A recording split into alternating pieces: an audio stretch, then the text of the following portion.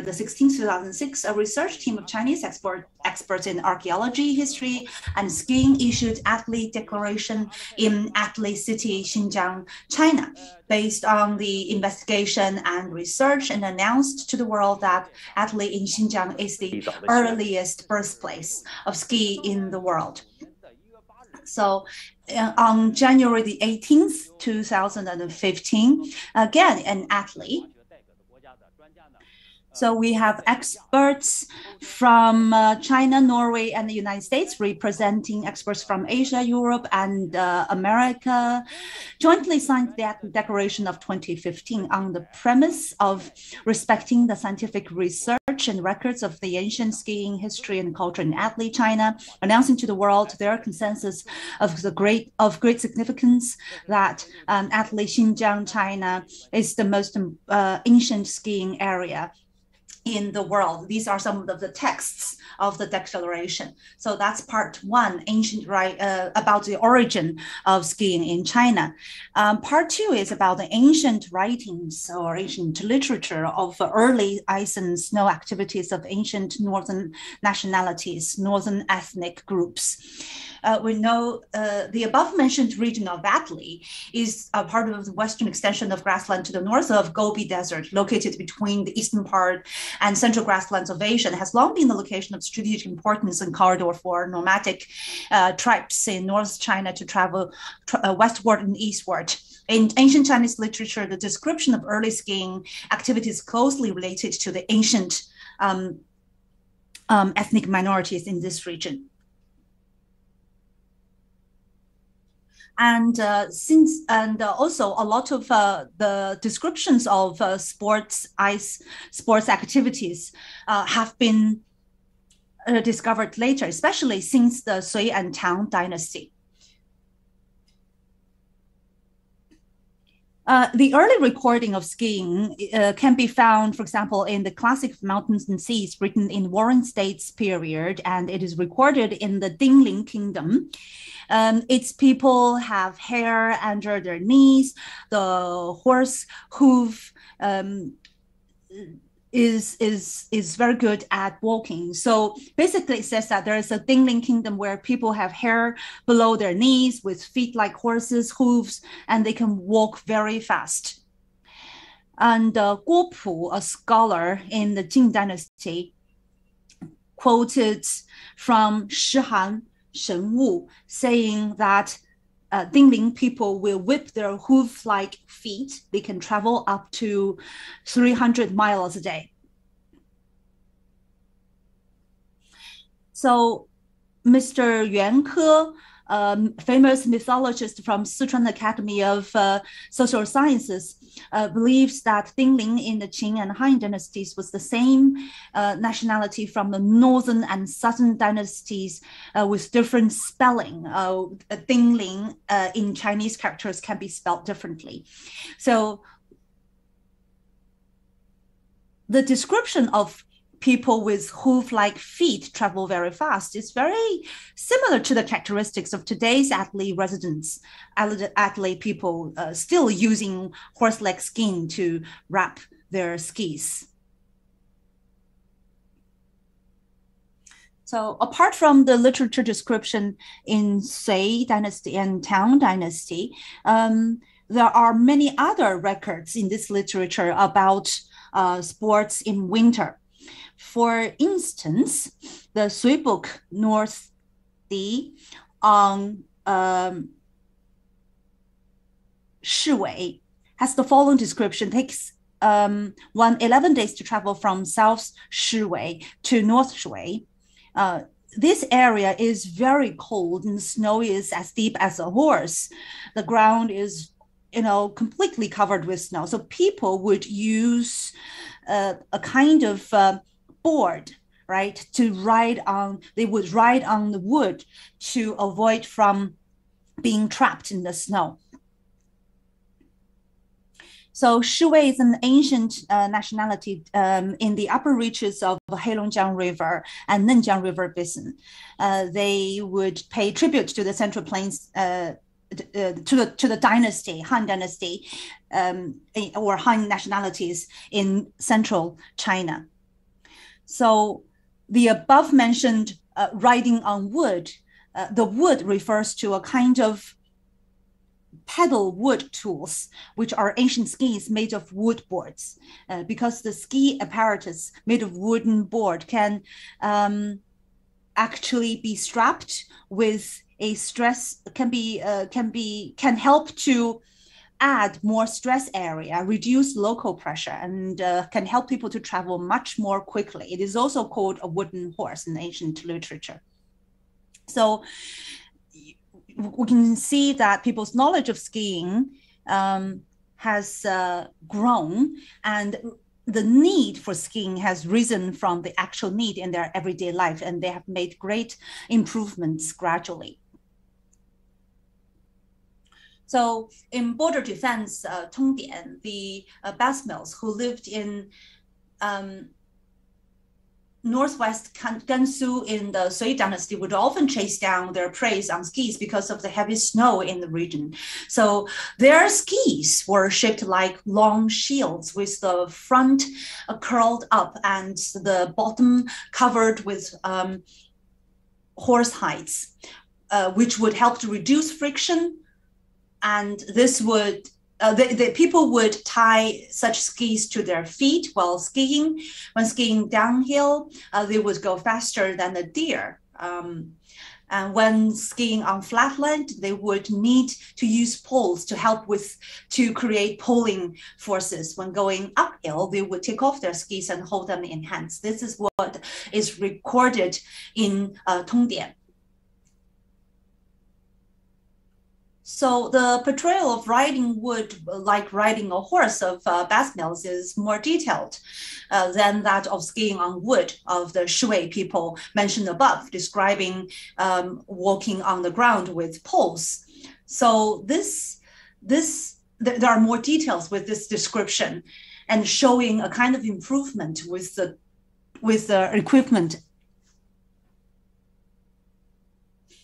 And all of this literature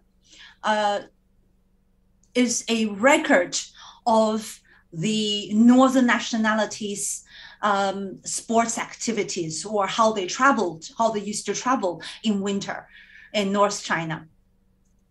So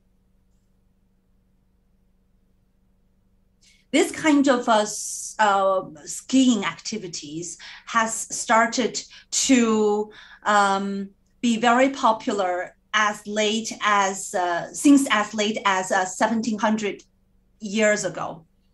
So skating as a kind of ice-related sports appeared much later than skiing, because compared with skiing, it took people a lot longer to master the skills of skating. In Shijing, the classic of poetry, people were described to be traveling extremely cautiously on ice. According to the historical materials, ice-related activities of tribes in North China can be traced back to the Tang Dynasty. New Book of Tang described the tribes back then. Bayagu people chase down and hunt animals, gliding on ice with feet on wood.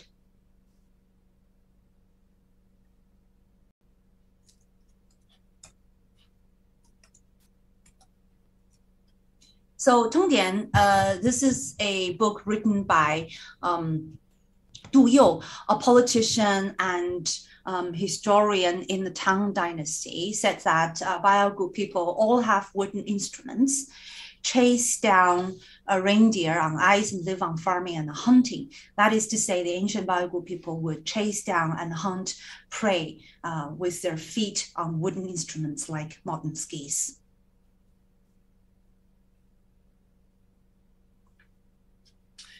New Book of Tang also said the three Turkic tribes ride wooden horses on ice with boards to support feet and poles to support armpits, and travel very fast.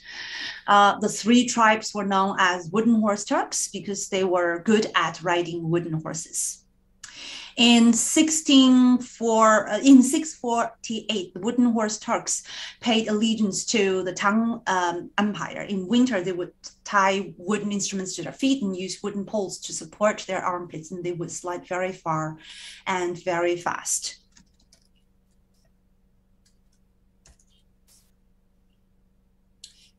So this is the record in the Tang Dynasty.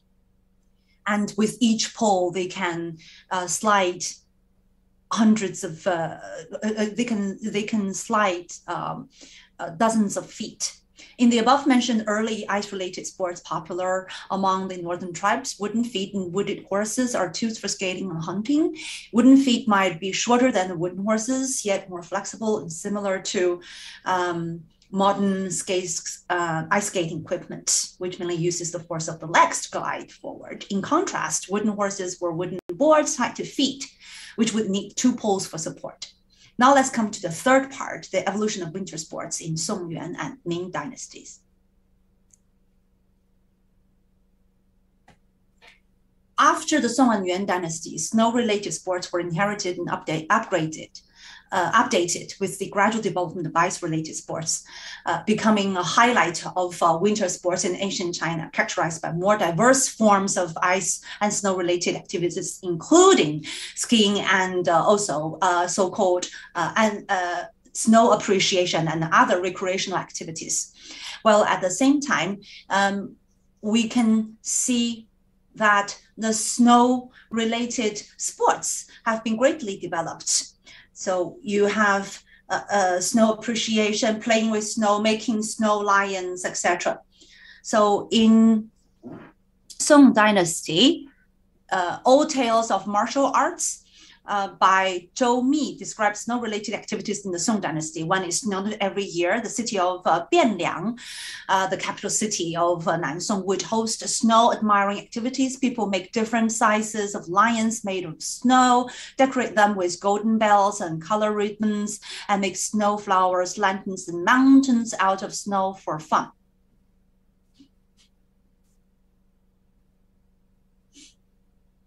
So another person from Song Dynasty, Meng Yuanlao, in his book Dreams of Splendor of Kaifeng, also wrote that rich families of Bianliang would have feasts every winter, make snow lions and snow lanterns as a greeting for guests, which shows that there were various forms of snow-related activities. So as human society developed, snow-related sports became more diverse. So Jami al-Tawaqi, or we can say he actually compiled this book, and he recorded the skiing activities of the Mongol people. According to this book, they make a special board and stand on it, and then they hold a pole in hands as a support against their ground, glide on the snow surface, just like a boat on water. They also drag other skis. So from this, we can draw two pieces of information. First is that skiers put their feet on a snowboard and hold poles with both hands to help them glide on snow. This is very similar with the way Basmis would ski, and very similar to what we do with skiing now. Secondly, connect several skis to transport wild animals killed on a snow surface, which actually worked as a sleigh. This is very similar to sleighs that appeared later. So the Tuvans recorded in the book used to live in the Barguzin river basin. This is the main tributary of Lake Baikal. So these two kinds of snow-related activities were popular then. So geography Book 6, History of Yuan, compiled by Song Lian and others in Ming Dynasty, describes skiing activities of Kyrgyz and Han Hena tribes in Yuan Dynasty. Kyrgyz people live on animal husbandry alongside river and no farming well. And well, it snows, they ride on wooden horses, and Han Hena people live in mountainous areas with more wild beasts than livestock. That means both of these nationalities, both of these activities would very often they would have already mastered the skiing techniques to help them with their hunting and everyday life. Both these two tribes were minorities living in the north along the Yenisei River in Russia and were later conquered by the Yuan. They both lived in far north, which is freezing cold and frosty. And so these are the records of two ethnic groups in Yuan Dynasty.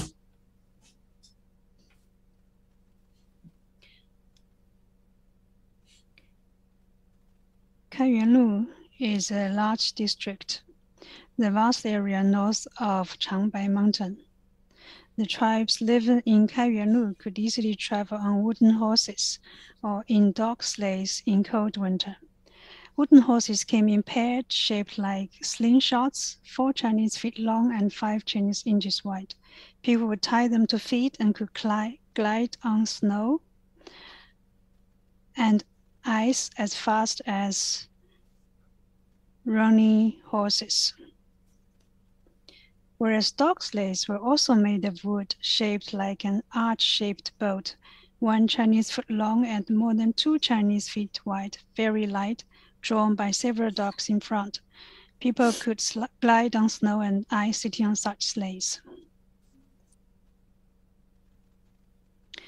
In the Ming Dynasty, snow-related activities became more diversified, including admiring snow and making snow lines, as well as snow skiing such as sledging and bobsleighing. Zhang Dai, a historian and literator in the late Ming and early Qing dynasties, described the situation where he and his friends enjoyed and played with snow in his works, Dream of Taoyuan. This is what he said. In December, snow was about 3 Chinese feet deep. In the evening, I climbed Longshan Mountain. Mountains were covered with snow. Moonlight was dim and I could barely see the white snow. We sat there for a while and felt cold. I returned home on a sleigh drawn by goats on ice. So he described his winter activities on snow.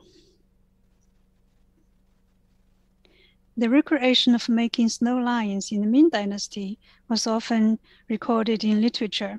A Ming Dynasty folk song called Snow Lion reads like this: make lions out of snow, hundreds of decorations, thousands of styles, looking alive, just like cold-hearted people flirting tonight. Snow lions turn a cold face, and the next day, all my love will be in vain.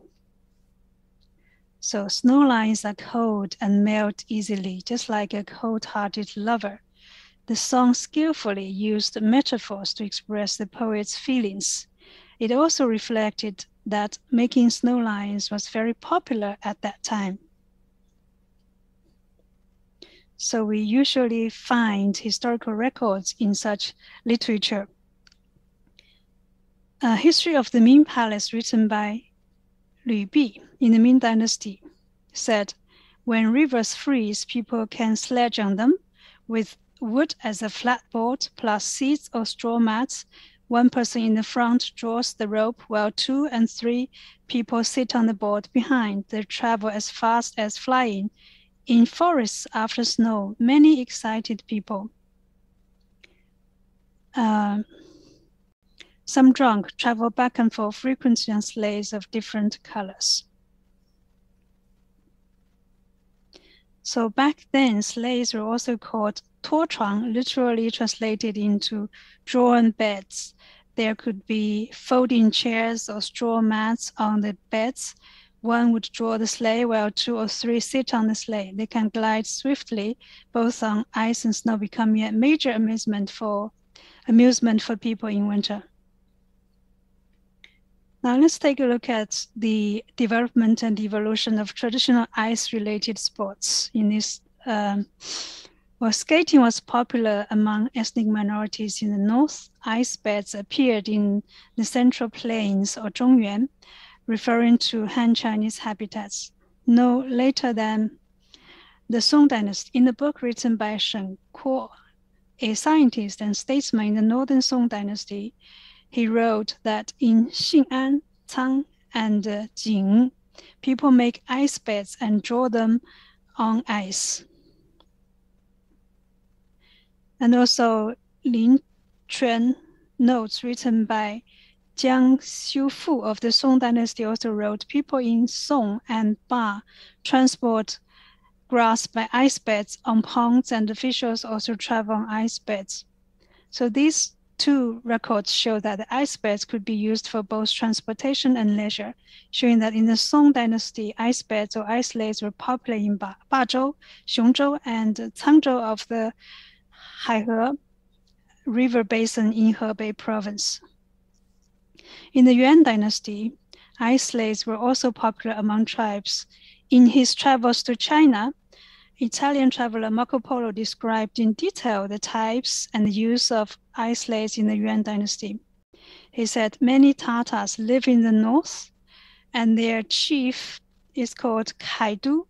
To travel on ice, they make small carts or small vehicles called ice sleighs. With a flat bottom, no wheel, a half-arched front, such sleighs are fit for sliding on ice. Dogs used to draw sleighs are the size of donkeys and very strong. Each sleigh needs 6 dogs to draw in pairs. Kankistan wrote, Marco Polo wrote in his travels to China. In this book, Kaidu is the grandson of Ogday Khan, who is the third son of Genghis Khan, and it was established in Xinjiang. And then in 1253, rubrics sent by King Louis IX of France to spread Christianity to the Mongols, wrote in Journey of William of Rubric to the eastern parts of the world that Ukrikai people have polished bones tied to the bottom of their feet and walk on frozen snow and ice as fast as birds and animals. So, Urikai was a tribe of Mongols living in the basin of the upper reaches of the Yenisei River in the Yuan Dynasty. The polished animal bones tied to the feet were like modern ice skates. So here in the picture, you can see the early skates made of animal bones. The ice sports popular among early Mongol tribes ranged from dog-drawn sleighs on ice to polished bone skates. The bones under the feet could actually be considered as original skates, very similar to the way of modern ice skating.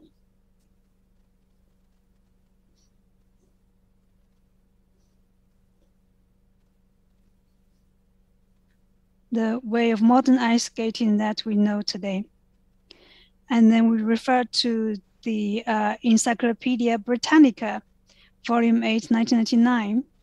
In this encyclopedia, it says, ice skating probably developed in Scandinavia as early as 1000 BC, the first skates being made from shank or rib bones of elk, oxen, reindeer, and other animals. It means that the shank or rib bones of wild animals such as reindeer and oxen with bottoms flattened were fixed on shoes for people to glide. The skating development of the Ukrikai people about 800 years ago bore a remarkable resemblance to that of the Scandinavians, who have been recognized as the creator of skating in the world. In the Ming Dynasty, ice sports became more professional, and ice sleighs, ice beds were more popular. Liu Ruoyu wrote "Zhuo Zhongzhi," in which he said, when rivers freeze in winter, people draw ice sleighs made of wooden boards. One person draws the rope in the front, and 2 or 3 people sit on the board and travel on ice like flying. So when rivers froze in the capital of the Ming Dynasty in winter, people would make ice sleighs with wooden boards and place straw mats on them. 2 or 3 people would sit on them, and one would draw in the front. So it shows that ice sleighs became one of people's outdoor amusement activities in winter in the Ming Dynasty. And some people could live on drawing the ice sleighs. And in the Qing Dynasty, research on old tales of Beijing, compiled by Yu Mingzhong, wrote that Ji Shui Tan in Beijing in the Ming Dynasty was a popular place for ice-related recreation. In winter, people would often have fun and travel on ice sleighs drawn by one person. Some would connect more than 10 ice sleighs together, sit on them, and drink around stuffs. This became the most fashionable way of leisure and entertainment during that period. So here in the picture, you can see the ice sleighs connected together.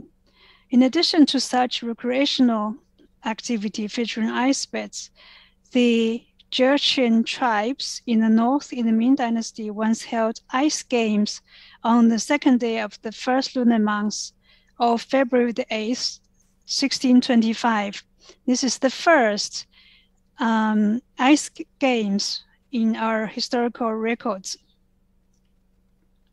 According to archives in Manchu, written in the Manchu language in the reign of Emperor Hong Taiji of the Qing Dynasty, the ice games held on the frozen Taizi River in Liaoyang were reviewed by the Supreme Chief Nurhaci and participated by Fujin imperial consorts, Manchurian and Mongol princesses and wives, Han officials and wives. The ice games were held on the surface of the Taizi River in Liaoyang. There were 2 major activities or events. The first one is called Ballgame on ice, relocating the traditional Manchurian ball game called Tixintou onto ice surface with a total of 2 rounds. The 2 teams played in their own areas and tried to kick the ball made of bear and pig skin into the designated area. The team with higher scores would win. The other event is called Women's Ice Race. 3 groups of players glided from the 2 sides of the ice field to the center, and the group arriving and grabbing the prize first would win. The ice games had a far-reaching impact and laid the foundation for the establishment of ice game system and development of winter sports as a national custom. In 1642, Hong Taiji held a massive ice event on the frozen Hunhe River in Shengjing and invited the Korean Crown Prince So-Yen, who was a hostage in the Manchu court by the terms of a peace treaty at that time, to witness the event together. So according to notes of Korean envoys to Yanjing, the Qing emperor held a Chuju. Chuju is a Chinese ball game similar to modern football. So the Qing emperor held a Chuji competition on the Ali River, accompanied by Korean prince. The Ali River here refers to the Hunhe River, and Chuji on ice is like ice soccer. The event sponsored by the Manchurian royal family was held during Lunar New Year as a festivity. This is why Hong Taiji invited the Korean prince to witness, which also had political and diplomatic significance. Now let's move on to part 4.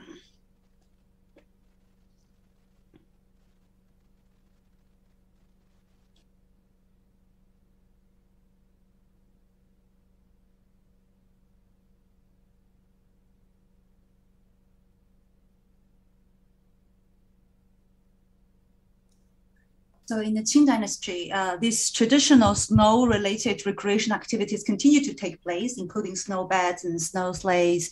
At the same time, other events such as making snowmen first appeared in Song Dynasty, now became popular and were the object of many paintings and also writings.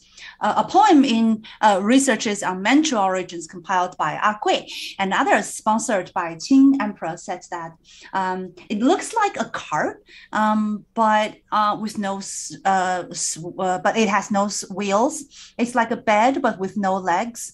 It's like a small house when covered with straw mats. And runs like a vehicle when drawn by a horse. It can glide on snow and ice, and since its bottom is flat like a plow drawn by animals, it is known as the snow plow. And this kind of snow plow is still used in the northeastern part of China. And this is already very different from the dog-pulled sleds.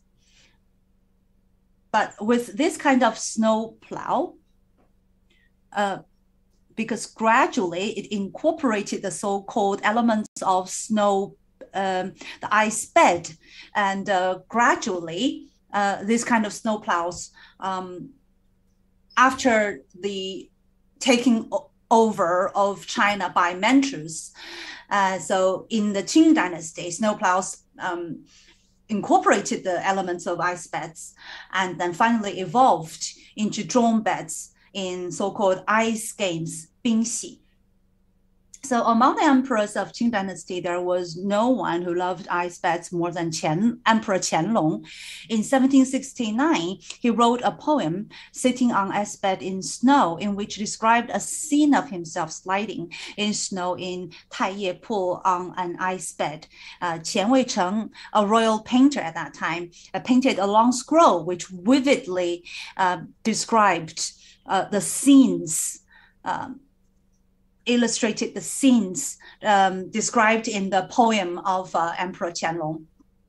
So in addition to snow beds and other snow-related recreation activities, snowmen, snow lions, snow elephants, and snow horses were often mentioned in the literature and paintings of the Qing Dynasty. Wu Zhenyu in Qing Dynasty wrote once that when it snows in winter, every time they make lions and elephants more, they became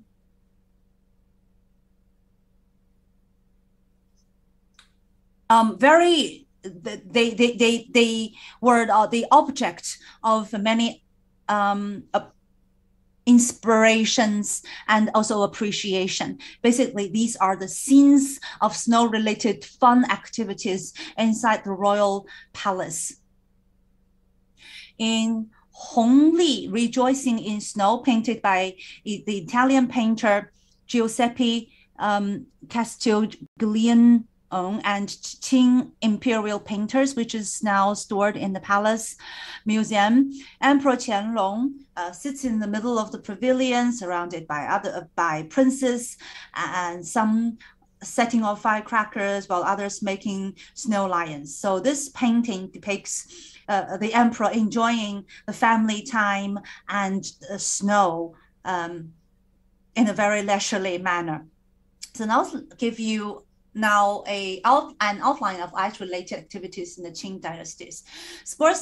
Ice sports in Qing dynasty basically had two types. One was managed by the imperial court, and players were selected and trained to join the royal national team for regular massive ice sports performances and competitions. The other was popular among ordinary people to really meet the need of production, hunting, survival, and recreational purposes.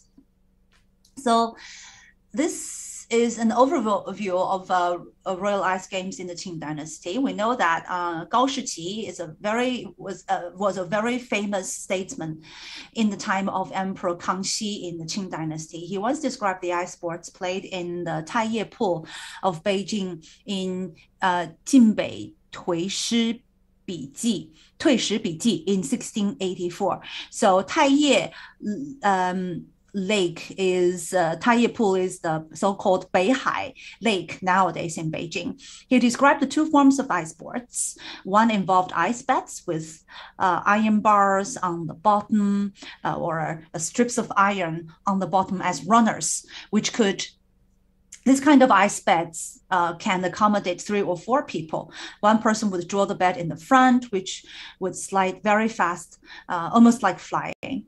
The other was a kind of so-called ball throwing. It's a kind of 掷球之戏, a kind of ball game on ice where hands and feet could be used at the same time. The ball was inflatable, made of leather. The skaters would be equipped with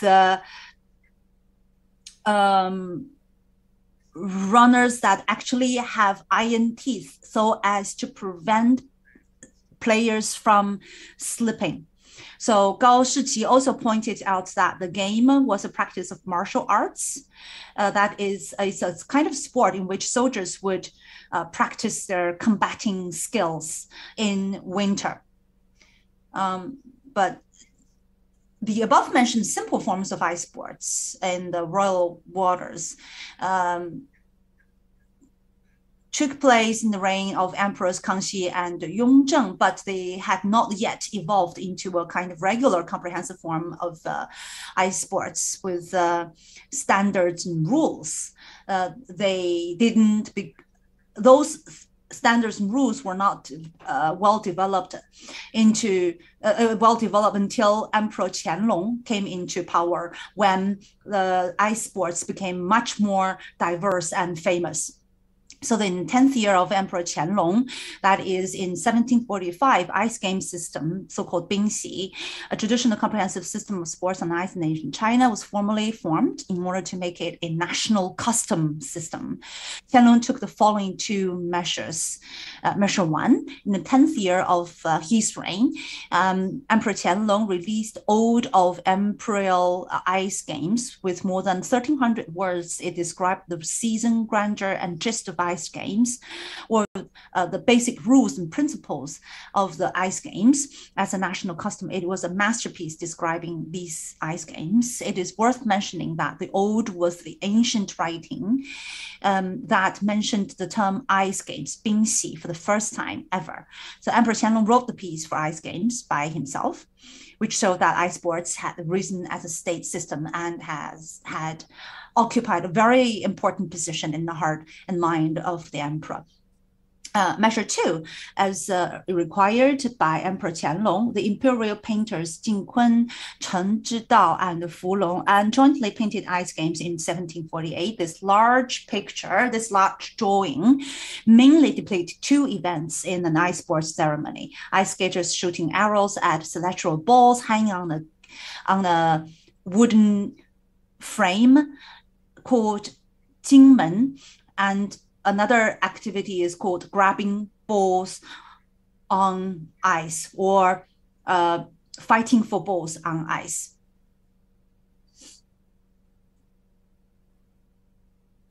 So this, when performances reach its height, and people can be this can be very exciting. So this is a nowadays modern representation of the Bingxi at that time. So these 2 paintings portrayed those scenes, and later another picture was drawn. We know that there was the first one, Bingxi Tu, describing that 2 activities. Later, there was another picture really focusing on the shooting the ball under Jingmen. You can see that a lot of the ice activities then incorporated a lot of traditional arts, martial arts, and acrobatic moves. So both of these 2 drawings are themed around the same subject, but they gave us really a glimpse of the grand occasions of royal ice games at that time. So how's the competition carried out? So this slide shows the ceremonial rules of royal ice games in the Qing Dynasty. So it was organized by the Qing Empire, sponsored by Imperial Household Department in the reign of Qianlong, and Ice Game Office in the reign of Guangxu, Emperor Guangxu. The main purposes of these activities were to promote martial arts, enhance national customs, and showcase national and imperial prestige. And these activities were usually held when water freezes after winter solstice. And the venue would be at the Taiye Pool to the west of the Forbidden City, namely the Beihai Lake today. So in the reign of Qianlong, participants were selected from the 8 banners, and the basically young men from the royal Manchu tribes, and the 3 banners of imperial household departments. In the reign of Guangxu, players were selected on a broader basis. And the games included were 抢等、冰上抢球、转龙射球、百山子、溜龙、亮牌、一马13式。抢等 is a kind of like what we is like the speed skating that we have today. The starting point would be 2 or 3 Chinese miles away from the emperor's ice bed, with the big flag as a mark. The players, this picture shows the participants at the starting line. They were lining up on ice skates, and a long rope would be in front of the players. So as soon as a so-called a signal was fired, then the players would rush to the finish line set up near the royal seat. And when they were about to reach the finish line, the royal bodyguards who would serve as the referees would stop the players, or flags would be planted at the finish line for players to grab. Finally, rewards would be given in accordance with the rankings. And all the royal ice games painted by imperial painter Sheng Yuan, which was now exhibited at the Palace Museum in Taipei, depicted scenes such as grabbing flags. So with the 冰上抢球, or so-called fighting for ball or grabbing ball on ice, the most intense sports at ice games developed from the early games of throwing ball, 掷球. The event would use the wide ice surface as the venue. There will be 2 teams, each with dozens of people wearing red and yellow garments respectively. The players would wear skates, and they would vie for inflated ball made with leather. And as I mentioned, they would wear skaters that have iron teeth attached to the bottom so as to prevent them from tripping.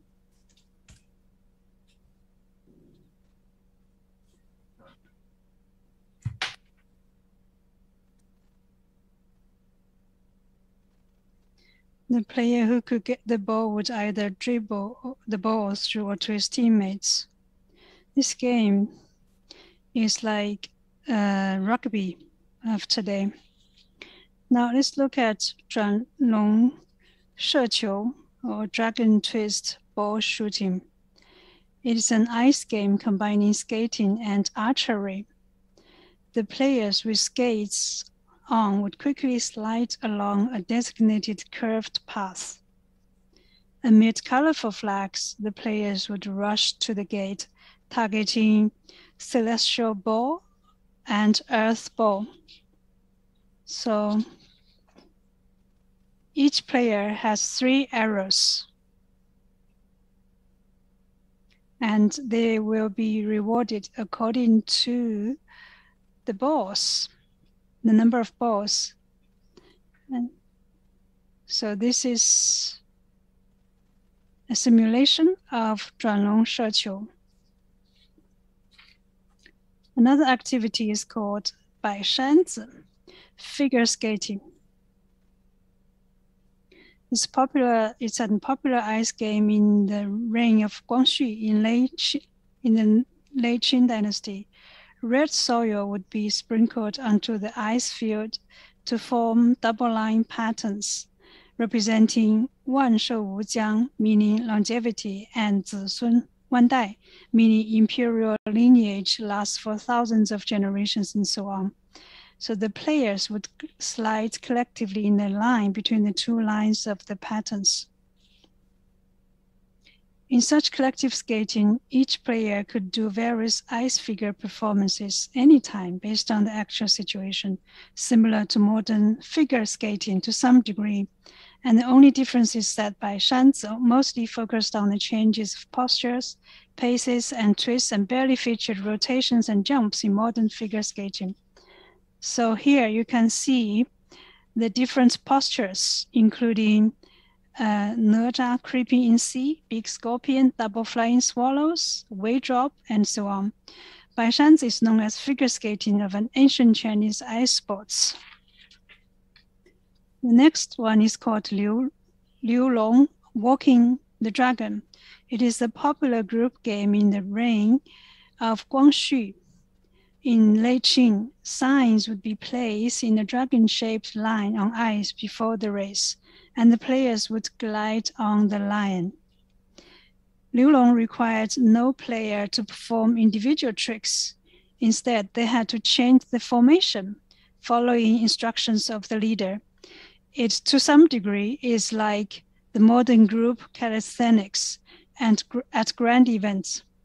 There were about 100 or 200 players. The players could change their formation as big dragon, small dragon, or two dragons frolicking with pearl, and so on. Next is called Liangpai, or platoon display, also known as 对阵图, meaning array. With more than 400 performers, the performance was the most spectacular part of the closing ceremony of Guangxu's ice game ceremony in late Qing. All players would touch the ice with the sharp tip of the skate on their right foot, raise their right leg, turn left on their left foot, supported by the outer part of the skate, glide more than 3 meters, and repeat the above moves alternately. Then they would glide about 7 meters, return to the center of the field, turn left quickly, slide forward more than 30 meters at the high speed, and repeat the moves 9 times. This requires skills. Annual customs and festivals in Peking, written by Fu Ca Dun Chong in the Qing Dynasty, said, Liangpai involved skillful skaters, just like dragonflies skimming over water and swallows passing through waves. Beautiful and skillful.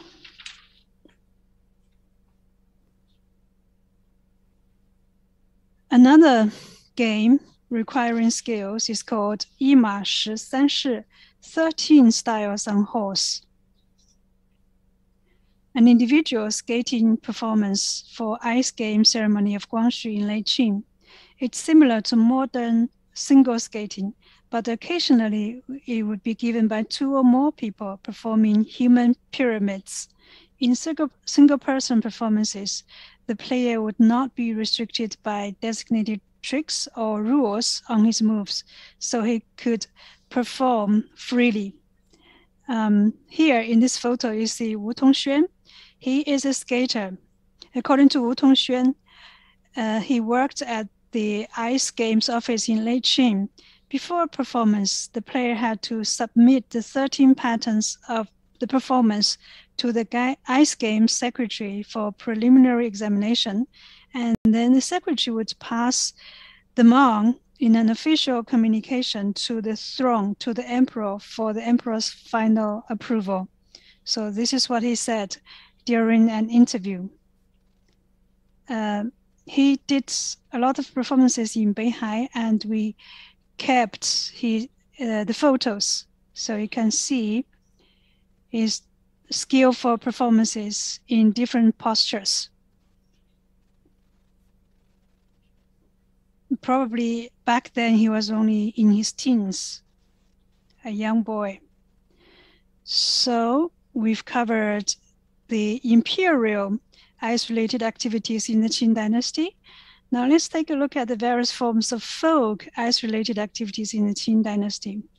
In addition to the grand ice games of the royal national team of the Qing Dynasty, ice-related activities popular among ordinary people with purposes of production, survival, and recreation also took on various forms.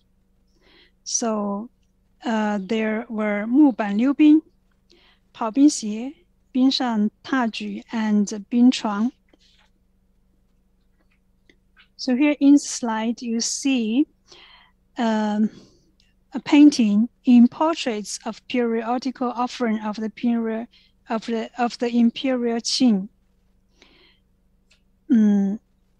It's about 木板溜冰. 木板溜冰 is skateboarding. It's a traditional ice game of the northern ethnic minorities. So here you can see the skate.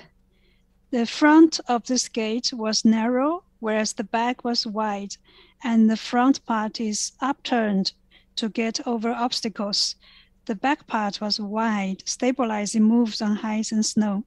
Such skates could be used on both ice and snow and were widely used as early skates of the northern ethnic minorities. Apart from hunting, people could also compete on pleasure for fun in their spare time.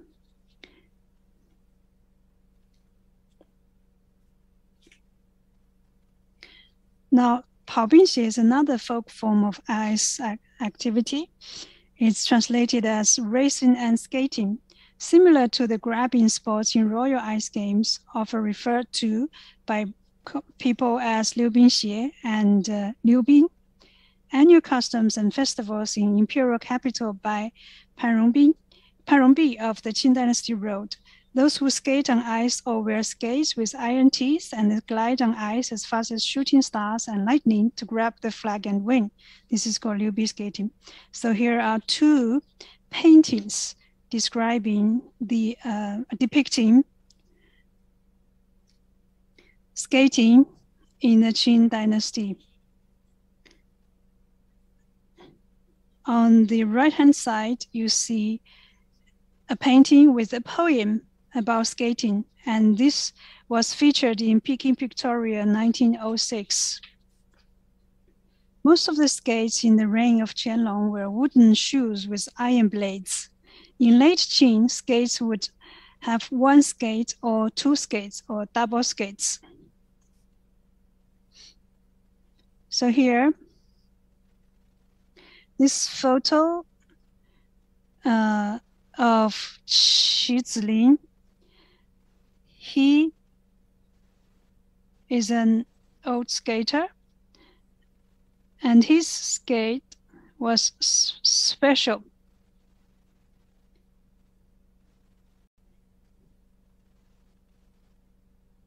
So here you can see single blade skates in late Qing. One is shaped like dragon head, and these are kept in the Palace Museum.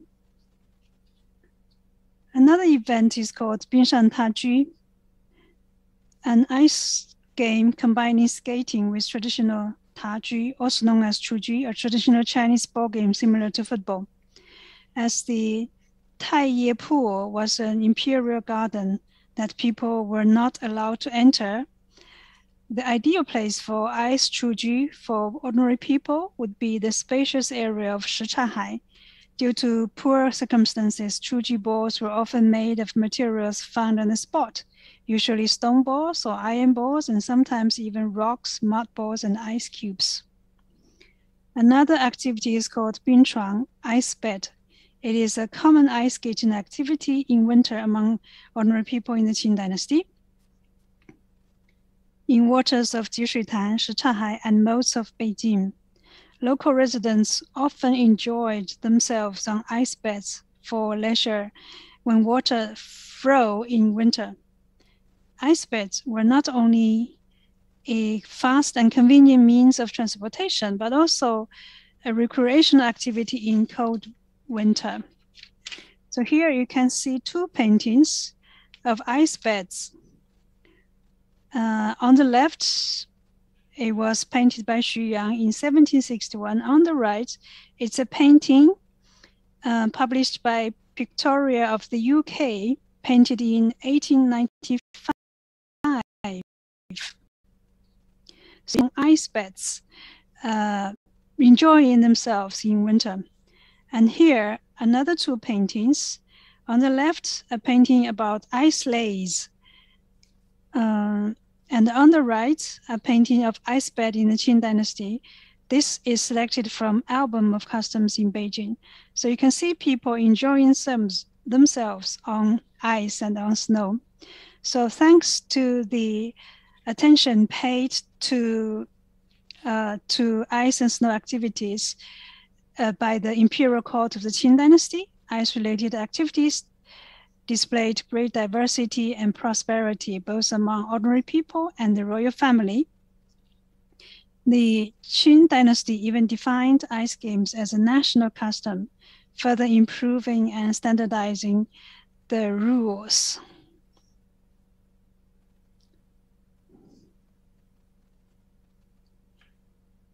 Binxi started from the Qianlong reign of the Qing Dynasty. After the middle of the 19th century, with the introduction of Western sports, modern ice sports were gradually brought into China and integrated with traditional Chinese ice sports, evolving into modern Chinese ice sports.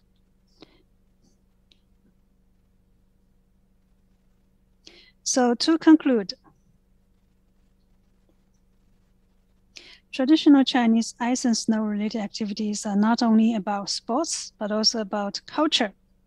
Eastern winter sports and Western winter sports, traditional and winter sports and Winter Olympic Games, although their inherent characteristics and cultural values may differ due to different spatial temporal environments, but as a form of sports and culture closely related to people's cultural life, they show and contain the wisdom of people in different eras and regions. So we are going to see the 2022 Beijing Winter Olympics very soon. And channel 16 of CCTV was officially launched. And we're going to play the Olympics in art. Each episode is 15 minutes long, and today Guo Lei and Weishan are going to introduce art related to Winter Olympics. Tomorrow night, Mr. Yuan and me will talk about Chuju, and we will introduce a painting of the Ming Dynasty about Chuju. So the 2020 Beijing Olympics will enable more people to enjoy different forms of winter-related culture in the world through dialogues between Eastern and Western cultures across time and space, experience the traditional Chinese culture about ice and snow that focuses on the natural expression of human nature. So at the opening ceremony of this Winter Olympics, you will see performances related to the art that I have introduced in today's talk. And the Winter Olympic Games also allow more people to appreciate the competition of Winter Olympics that unleashes people's full potential.